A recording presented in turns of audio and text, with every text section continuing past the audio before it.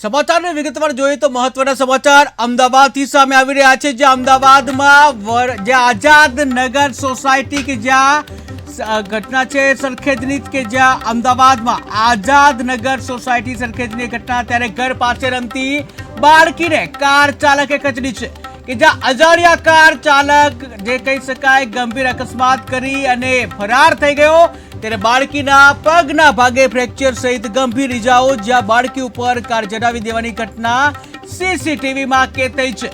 ત્યારે ટ્રાફિક પોલીસે ફરિયાદ નોંધી જે આગળની તપાસ હાથ ધરી છે। મહત્વપૂર્ણ સમાચાર અમદાવાદથી સામે આવી રહ્યા છે કે જ્યાં અમદાવાદમાં આઝાદ નગર સોસાયટી સરખેજની ઘટના, ત્યારે ઘર પાસે જે બાળકી રમતી હતી તેને કાર ચાલકે કચડી કે જ્યાં અજાણ્યા કાર ચાલક ગંભીર રીતે અકસ્માત કરી ફરાર થઈ ગયો।